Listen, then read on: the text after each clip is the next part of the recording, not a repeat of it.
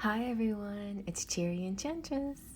So I'm here with another flip through review of Wizards and Witches, or Witches and Wizards. The Witches Tarot is a tarot deck that I once had, but I accidentally bought sort of the remake version. So it was not in the kit, in the big box with the big book and all of that. It was just a tiny little deck, and it was just a remade version. And I liked it enough to hold on to it for a little while because the artwork is really good, but then I decided to give that away. So I did send that off to somebody. And in the meantime, I've been wanting to get another one, and now I have the nice big version of it. And so I can't wait to show you the box and the book and the cards. And I've been eyeballing the Wizard's Tarot because some of the artwork kind of reminds me a little bit of the Arcanum and the Telema, and I like both of their styles, kind of a little art and a little bit of digital photography combination. And to go along with this unveiling, I have some charms, new charms that I bought. So I'm going to show you real quick what the charms are that I got, and I'm going to add them into the charm mix. And also, part of my 40K giveaway countdown to my channelversary, August 21st, I'm going to be doing, I think I'm going to be doing like little gift packages of charms, because I have a lot of extra charms that that are just duplicates, and there's only so many duplicates that I want to put in my big bowl of charms. Here's my big bowl of charms, and because I want them to be kind of special when they pop out. I don't want them to be too many of the same thing. All right, so decided to do a travel theme here. So we have, first of all, I looked this up, and at first I thought it was the Arc de Triomphe in Washington Square, but it looks a little fancier. So I think it's the French one in France, the Triomphe de l'Étoile in Paris, France. Yeah, so this would represent that, France, or, it's sort of like a triumph too, because this was commissioned by Napoleon. So, yeah, his triumph. And it's funny, this can represent lots of like arches and all over the world. There's one in Italy, the Arch of Titus. There's also the Arch of Constantine in Italy. There's the Wellington Arch in London as well. So whatever resonates with you when it comes out. We have just the globe here, the world. I may or may not add this one because I have a lot of world ones already in there. We'll see. We have this cute little lighthouse. I was having trouble figuring out what lighthouse this is, and I think it's when I think of lighthouses, I always think of like Maine and someplace on the coast, but it actually could be a little bit like a one in Cape Hatteras, North Carolina. It looks a little like that. It could also be Peggy's Point in Nova Scotia, Canada. And Canada has a few distinct lighthouses. It could be from Norway, it could be Maine, Massachusetts. There's certain ones that stand out really strong. But it's interesting that the whole lighthouse thing came up because there was this movie that I kept recalling in my head, and I was like, oh wait, I think that's a lighthouse that's in that movie. And I looked it up, and I was like, no, it's not a lighthouse, but it's on a beach. It's like a beach house. It's on the coast. It's called Nights in Rodanthe, and it's with the Nights in Rodanthe is with Richard Gere and Diane Lane, and I mentioned it in a private reading because it has this really interesting theme of loving yourself for who you are and accepting that. And like, anyway, there's some good themes in that movie. It's a very romantic movie, but there's also underlying like moral story or something.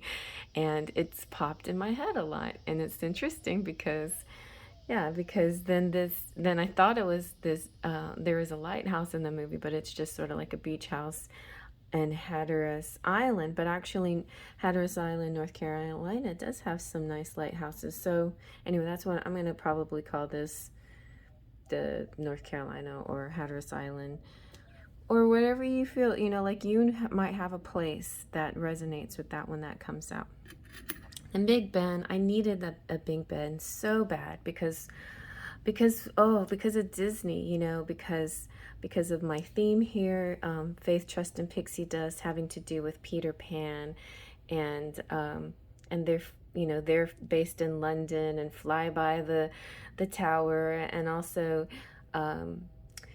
you see them in the 101 Dalmatians. It's just sort of, there's this special London theme that goes, you can see a lot in Disney, and also particularly in this dream that I had, this beautiful dream. And some of you might remember me talking about it.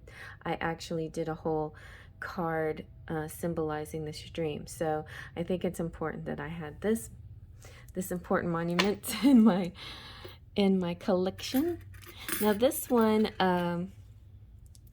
I'm not sure what this is. I first like, okay, Taj Mahal, except the dome doesn't look as round as the Taj Mahal should be. And there's certain physicality of it. Like this arch had all the details of the French one. And so I would assume that this has the details of whatever arch this is, but it could be, this could represent the Taj Mahal in India. It has sort of the Pantheon in Paris feeling as well. And so I'm just gonna call it the Taj Mahal, even if it's not. And if you see what it is and you can tell me better what this might be, then let me know. All right, and of course we have the Eiffel Tower. I have tons of Eiffel Towers in my collection, and I have really pretty Eiffel Towers, so I probably won't put that one in there. I have the Statue of Liberty, so I don't have any nicer ones than this, so I probably just go ahead and keep the Statue of Liberty in there. I have a few of these steamboat things, so I don't really need that one either. But I've been wanting a motorcycle. I kind of wanted a 3D motorcycle, but this one is good because, gosh, these motorcycles keep driving by my house all the time, and I think it has a certain meaning. I don't know. And this one is really cute, this passport. The passport, I like that one, so that could be a good sign for people out there.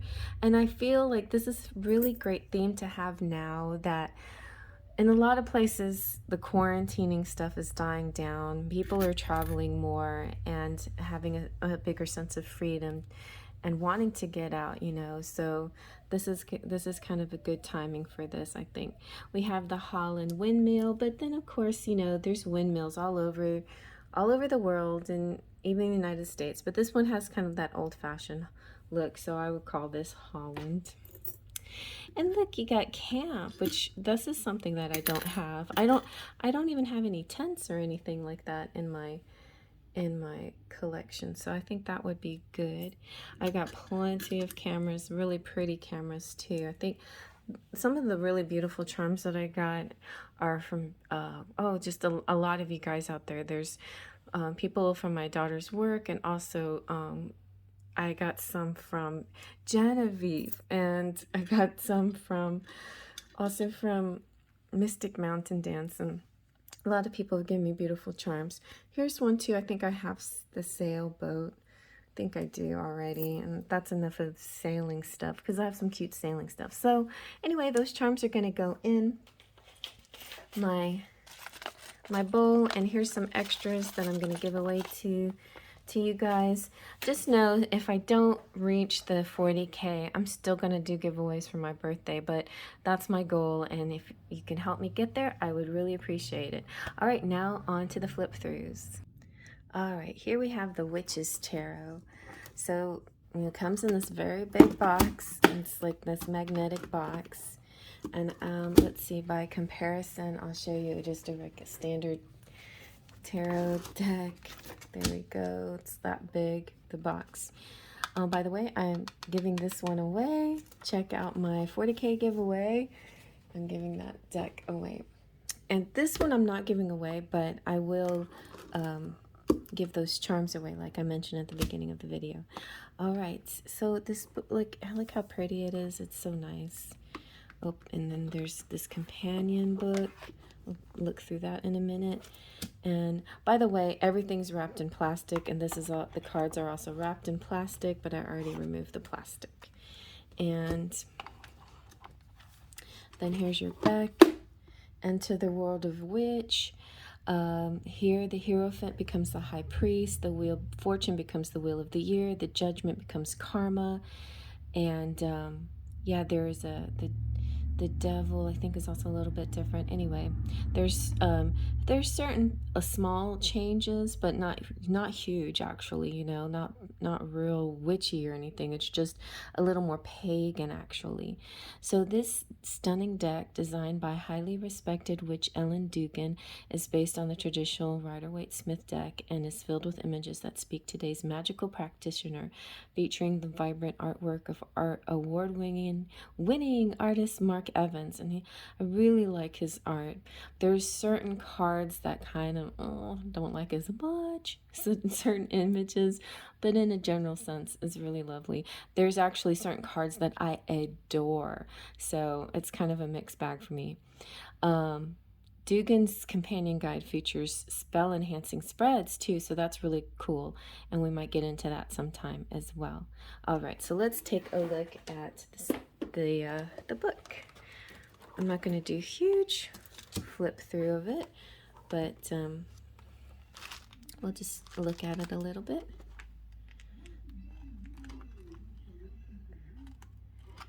We got the contents and the introduction. Symbolism. Oh, it's very it's so fresh. I like it when it's like that. I don't know about you guys. It's fun to see all the images large size and black and white.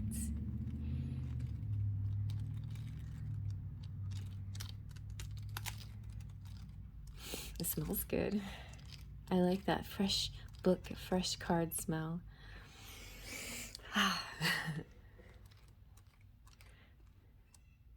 Yeah, the images, some of these images are just incredible. And some of them just are a little bit off-putting in my opinion, but that's just being ultra picky because I admire anybody who can do a 78 card deck. I mean, that's a lot. I had to find images, and which was a pleasure, but that's hard enough, you know, finding really beautiful 78 really beautiful images to create a deck with.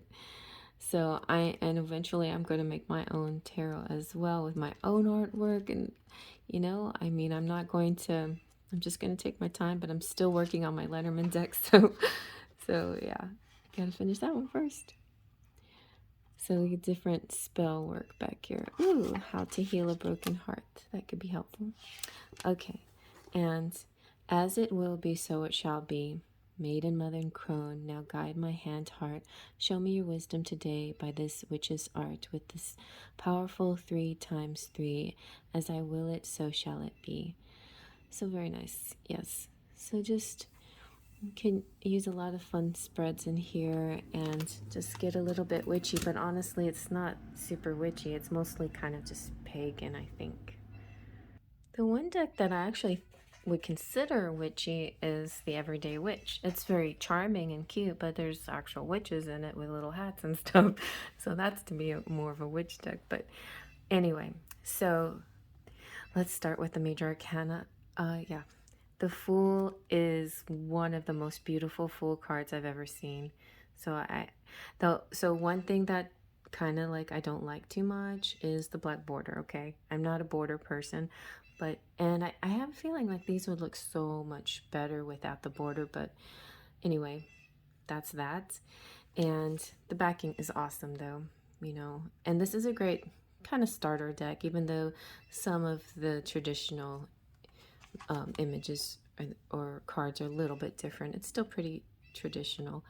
The other thing that kind of jumps out is when you're doing this photo editing, a lot of times the perspective gets kind of weird.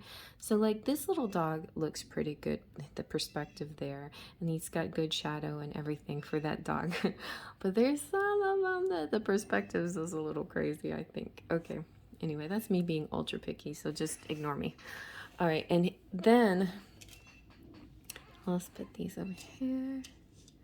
This is my favorite magician of all time, honestly.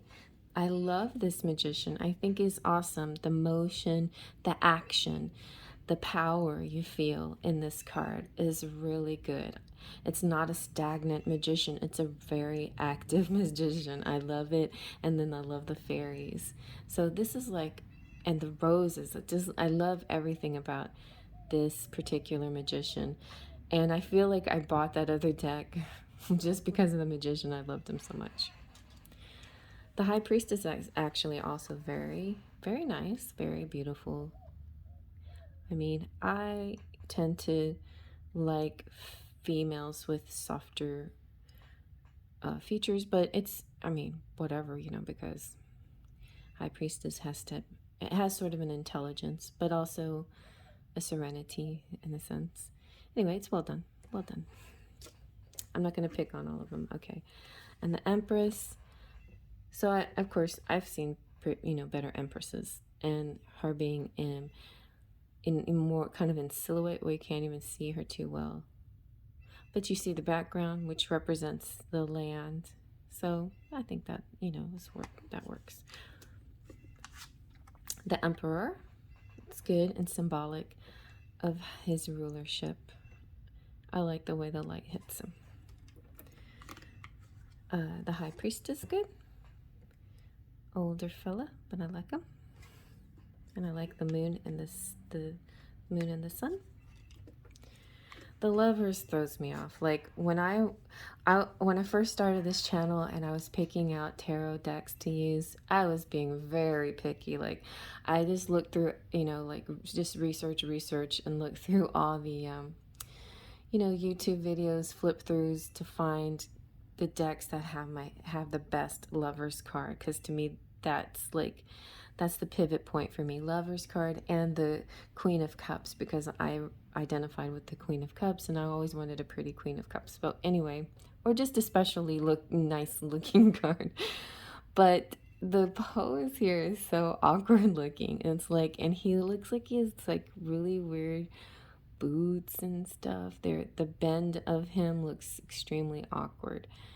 I mean, you shouldn't go wrong on the Lovers card. It's one that everybody gets excited to see. Or most everybody.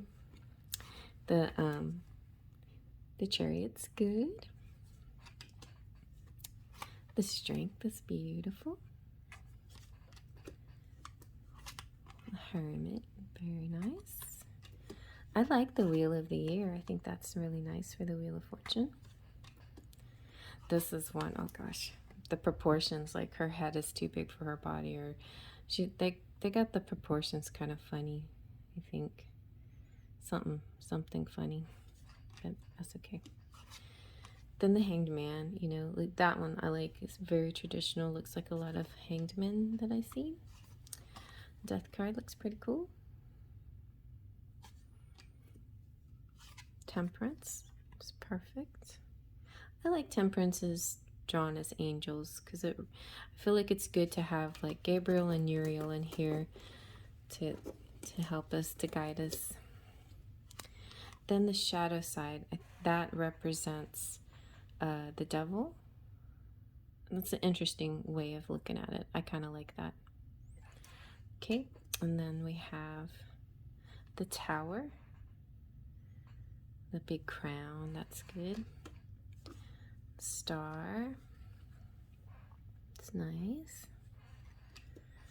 The moon, and then there's that beautiful cover photo. Very beautiful moon, and I approve. The sun, I like the sun with the child, that's good. Karma as Judgment, right? Yeah. So that's pretty cool, I guess. So the World, as with the Green Man, I like that too. Like nature and being in touch with the environment. Okay, so that's really neat. So now when it comes to you, all the aces are going to come to you, and you know it's going to be all the aces and all the twos and all the threes and all the so let's just take a look. So here's the Ace of Cups. Oh no, I thought oh, that's the other deck. Okay. Shh. Okay, so the Ace of Cups, the Two of Cups, I'm trying to get it to zoom in, the Three of Cups,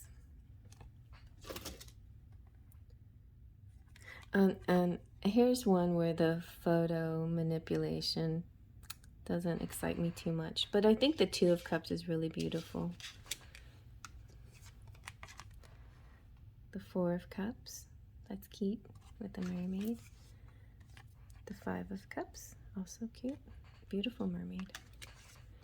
I love the little these. This is one of my favorite. Six of Cups is so adorable, so cute.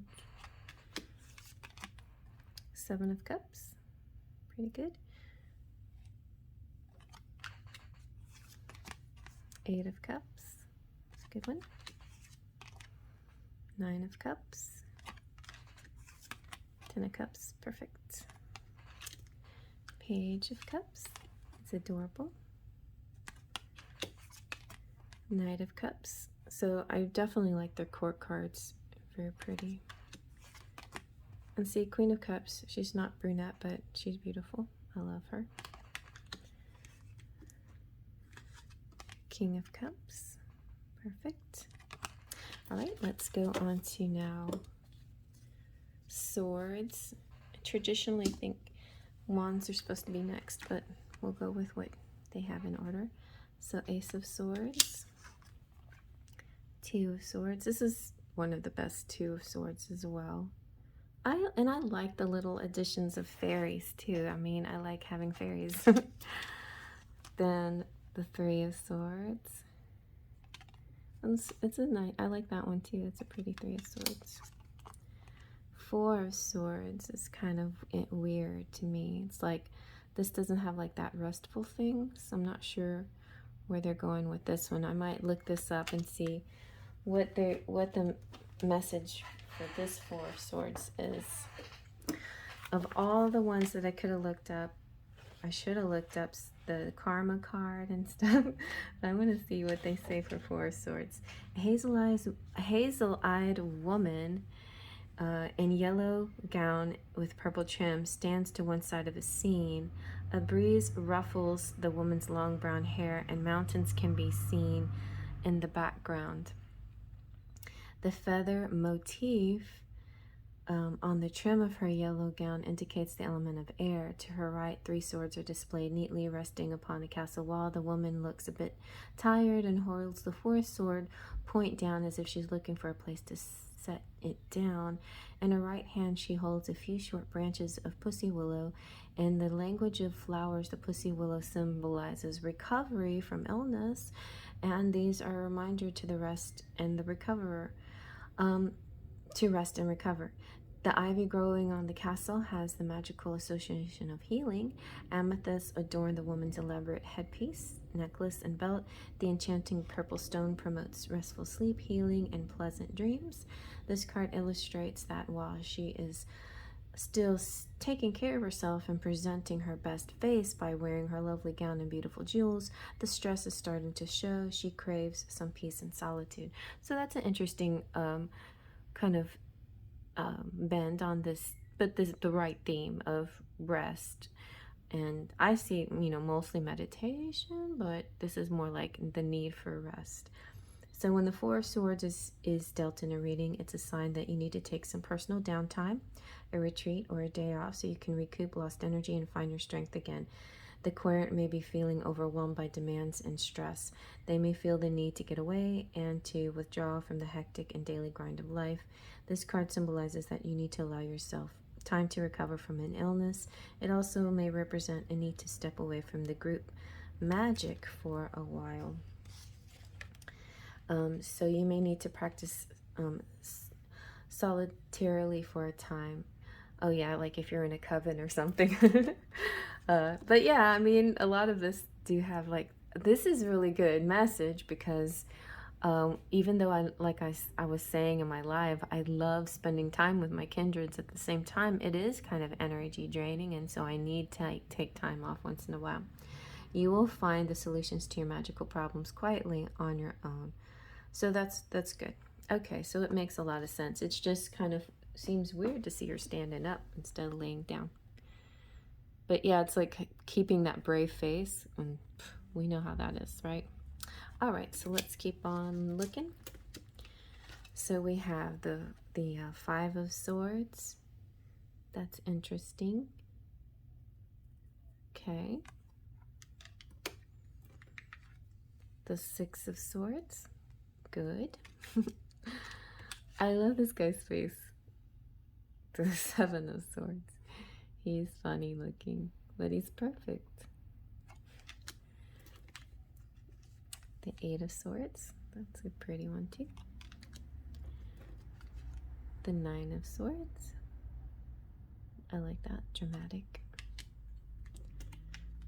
The Ten of Swords. It's kind of good to have that contrast between laying down and standing up. Like maybe if you're Four of Swords, you still have a chance to rest before it overwhelms you. But this might be like, man, you needed to take that rest and you didn't get it when you were supposed to. Ten of Swords. Page of Swords. Look at that, how nice that page is. Very realistic. The Knight of Swords. I like some realistic art, you know, like photo realism, but I prefer just artistic realism, classic realism. The Queen of Swords. I really, really like the court cards, and look at those cute shoes she's got on. The court cards are really pretty. The ladies are, and the men are very attractive, and I just like the setup. And the King of Swords, very nice. You know, and I like a mature look without looking, you know, too mature. You know, like, because we want to see the King of Swords as can represent bosses and fathers and those people, but we also want to see them represent our partners as well, you know. So it's nice to see kind of that vibe in those. Okay. So let's go with now the Ace of the Wands. So we have the Ace of Wands. I love that. The Two of Wands. That is perfect. The Three of Wands, also perfect. The blues in this deck are just so pretty, so rich. The Four of Wands, very nice and festive. The Five of Wands, that's really cool. I love the fighting the dragons. That's awesome. Very cool. The Six of Wands. The famous guy looks a little shadowy though. Doesn't look quite as like he's receiving the glory as much as he should be. The Seven of Wands, good. Very good. The Eight of Wands, also good. The Nine of Wands, it's also good. I like that. 10 of Wands, very nice, very nice. Just the artwork is just so pretty. Page of Wands, very cute. Look at that. See, so cute, this face. The Knight of Wands. Ooh, that is beautiful. Look at that. Now this is what you want to see when who's coming into your life or whatever, if you like, you know, the look of a man. You're like, oh yes, that looks nice with the sunset and everything is very beautiful. Very beautiful. And if you like women, then you might like something like this. But here again, it's kind of like the proportions.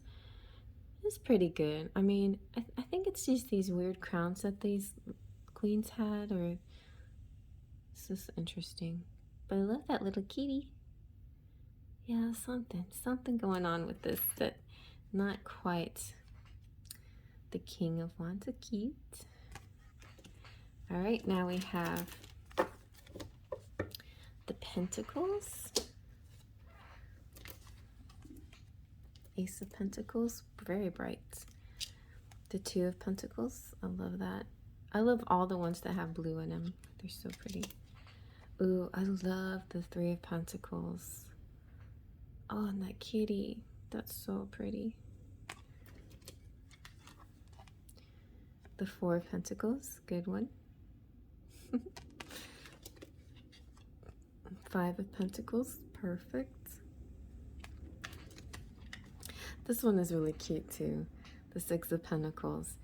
It's just really strongly though a digital photo though, you know, so that it's just kind of striking like that. It doesn't have that soft appeal like some of the other photo digital ones, but I like it.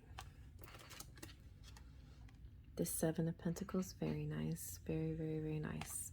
I mean, look how like the detail in that expression is really good. And the Eight of Pentacles. Ah, I see like a little cross stitching she's doing there. Very good. This one bothers me a little bit. It's like Nine of Pentacles. She's supposed to look like super glam and really like out in the light, you know. She looks kind of like stuck in the shadow. Of course, she's in this beautiful garden and stuff, but I think she should have been brighter. And this one is really cute, but here's one where the dimensions are kind of strange. I know that like for perspective's sake, you know, things that are far away appear smaller and things that are closer appear bigger, but still the dog just looks very, very big. Just like, I don't know, it just looks kind of funny to me. I mean, it's like the right idea. It just, in that final design, it just kind of looks, I don't know, something just needed to be adjusted. But it's a beautiful dog. He's so gorgeous. I'm just going to call this the 10 of dog. He's so pretty. Okay. The Page of Pentacles, nice. She's nice. Then the Knight of Pentacles, beautiful. And the green, the lush green, that's great. The Queen of Pentacles. She looks a little more proportioned. And these dogs, all these dogs popping up. The King of Pentacles, oh, he looks good. And I love that purple. Definitely. I always have a crush on it, and every King of Pentacles of every deck I have a crush on. Okay, so now let's take a look at the Wizards. Or maybe I'll just end this here and I'll just do, yeah, I'll do a Wizards separately. Okay, I'm gonna go do the Wizards. I'll see you around, Fate, Trust, and Pixie Dust.